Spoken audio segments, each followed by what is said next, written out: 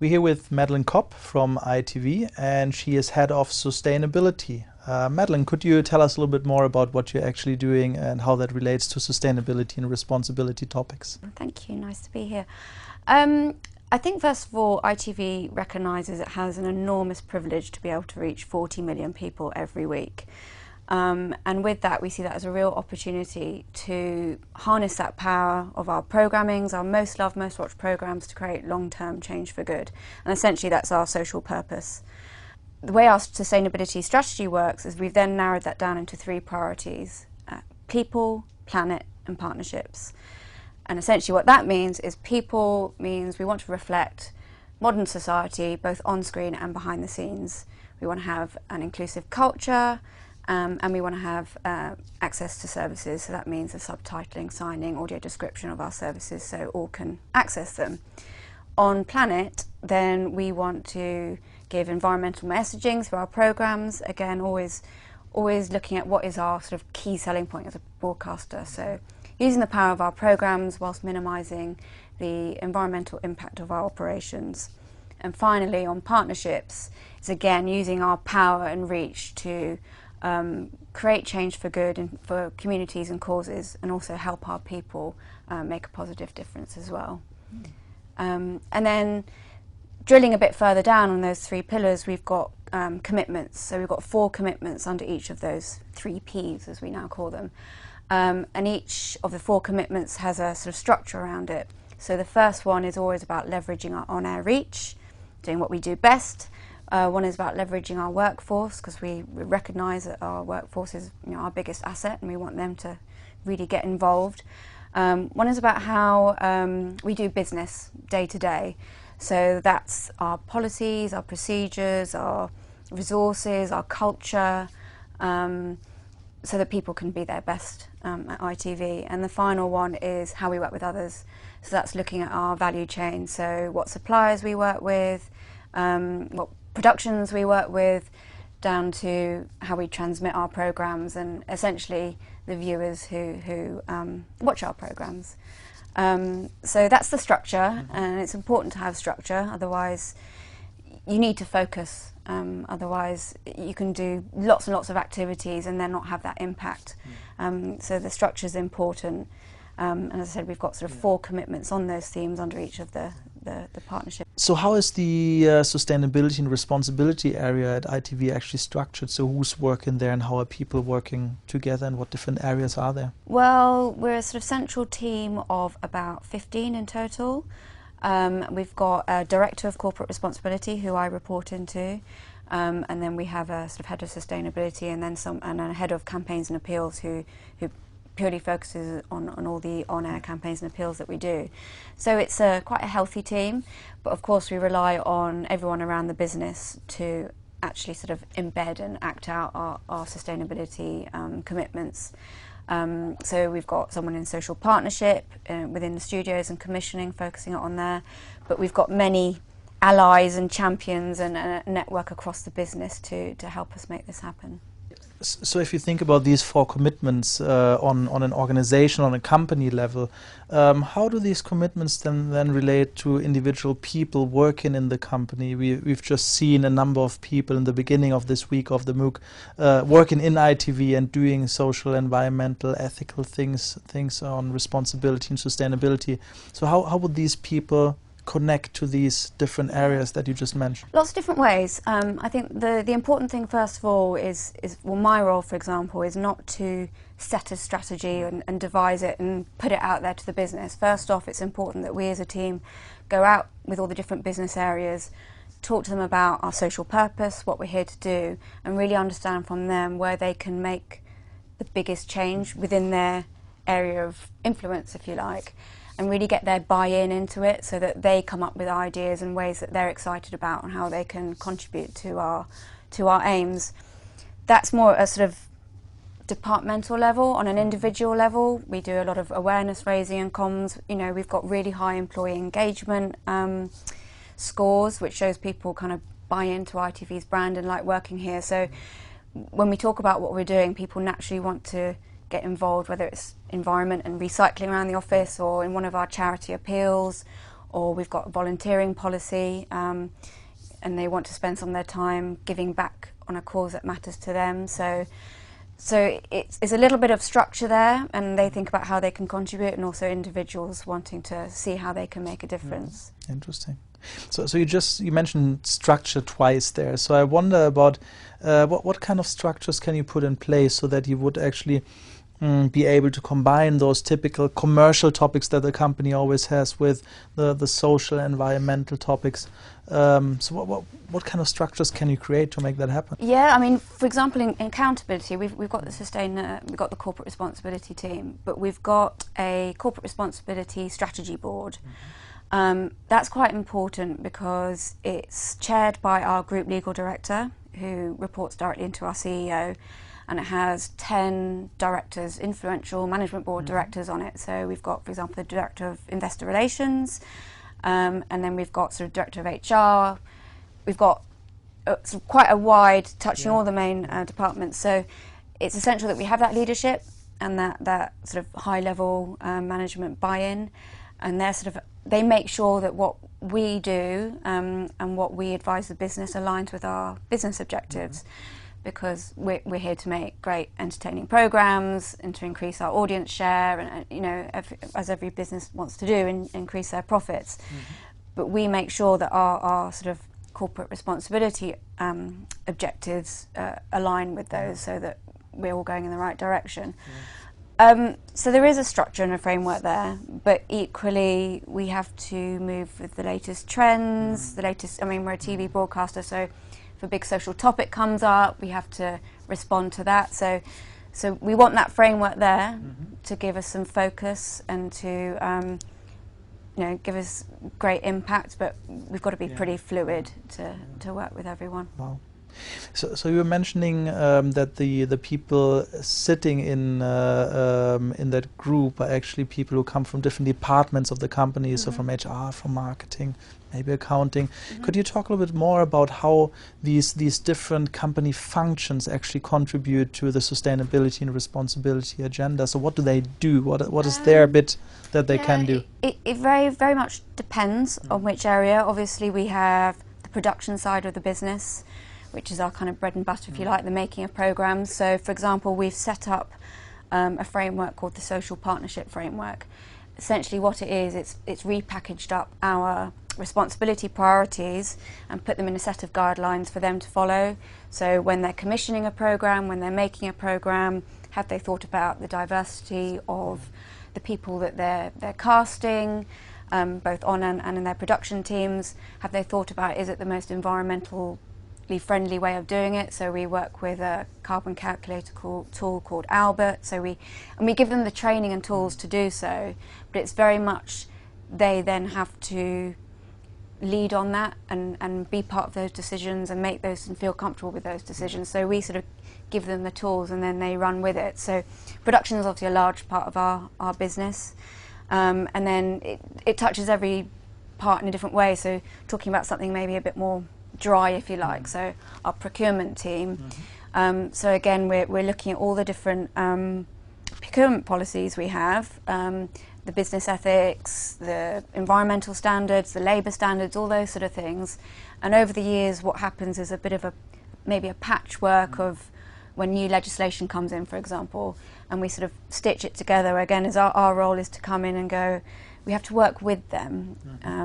And to say, is there a better way of repackaging this? Can we do, say, a responsibility policy, and then can we help you build on annexes so that you feel equipped to ask the right questions at the right time? So it's very different for every department, really. But what I'd say the most important thing is that as a sort of sustainability professional, you can't impart what you want them to do, because they just see it as another thing on their very long list. They've got certain objectives they have to hit, so you have to very much place yourself as someone who is trying to help them do their job better. One enabler in a certain way. Exactly.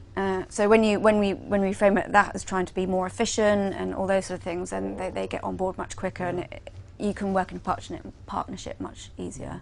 So I'm wondering about if you think about the students trying to learn things that help them doing those kind of jobs and contributing to sustainability and responsibility and ethics topics once they are in the job. So what are the things that these people might want to learn? What are the skills, the competence, the capabilities that someone needs working around sustainability and responsibility? Actually, the most important thing is your passion.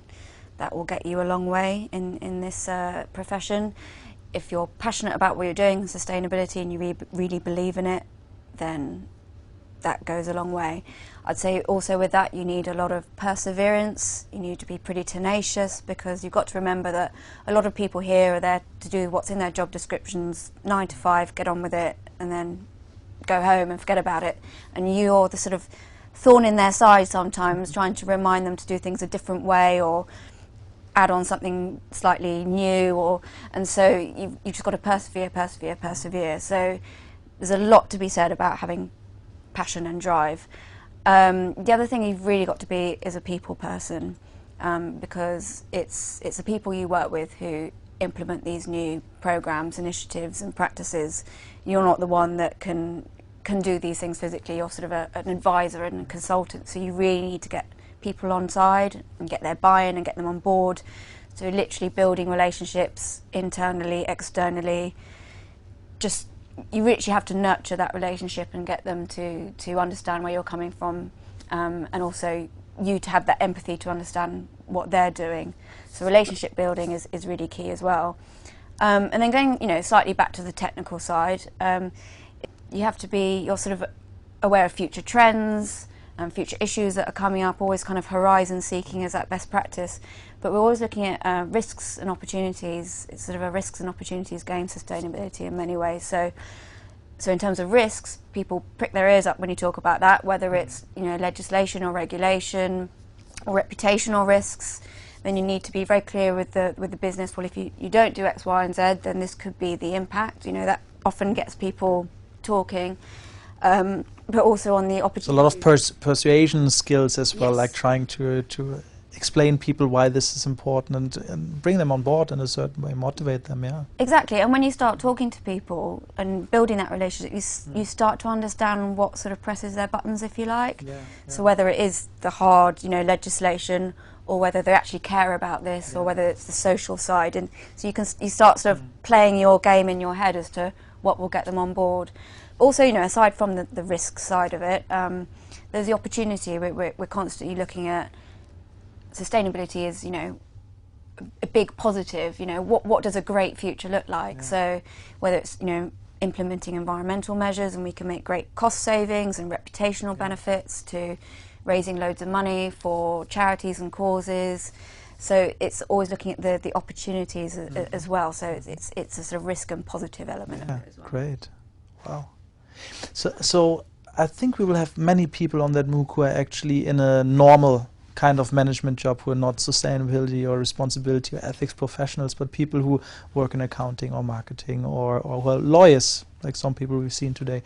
So I wonder, what would you recommend to someone in that kind of job? And they're interested in sustainability and responsibility, should they change their job, or should they find something that they can do on their job that relates to it? So how would you recommend for these people to pursue their passion for these topics? First of all, I'd see what you can do within your role, because it's something we want to set up and make people aware that there's something everyone can do in their role to different varying sort of limits, if you like.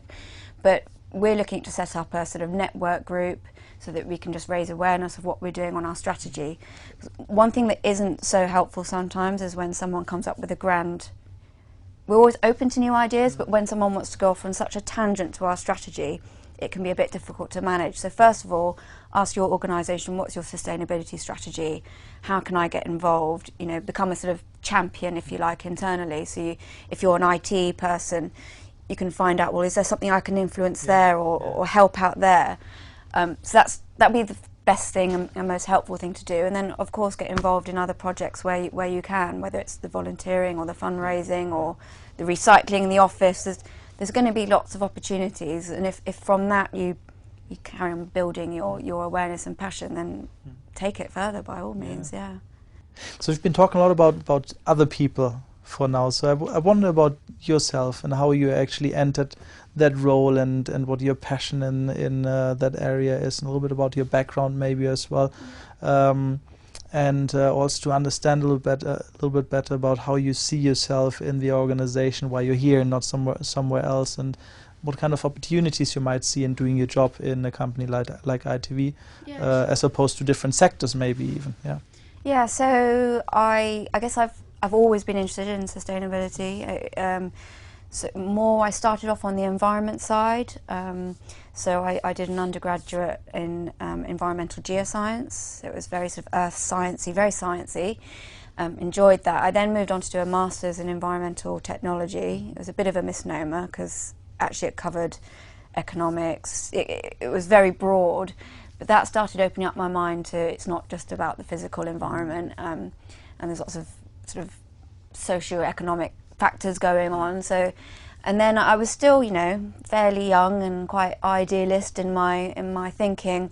So I started working for some not-for-profits and also the public sector in sort of climate change and energy policy and lobbying and working with governments, and I loved it. It was brilliant, but I started seeing actually government policy can only go so far. It's great to have that, it sends a really important signal to the market, but it's actually big businesses that have the power and influence to invest the money and influence behaviour change. So that's where I saw actually that's really exciting. I can make big change happen from within, if you like. So that's when I started looking at corporate roles, and to me, just where I am right now is I wanted to work for a big brand that had that impact, sort of consumer facing impact, and had that, as I said, ability to change behaviour, and kind of what better place in a way to do it in one of the UK's biggest commercial broadcaster. Sort of 80% of the UK viewing public watch our programmes every day, and we're all about being at the heart of popular culture. So it's not necessarily about having these big sort of niche programming about whether it's environment or whatever the topic. It's more about getting those messages in our sort of most loved, most watched programmes every day, and sort of normalising that sort of behaviour and thinking. So it's an exciting time, and I think there are lots of possibilities here. But I think we're also very honest and open that we've got a long way to go.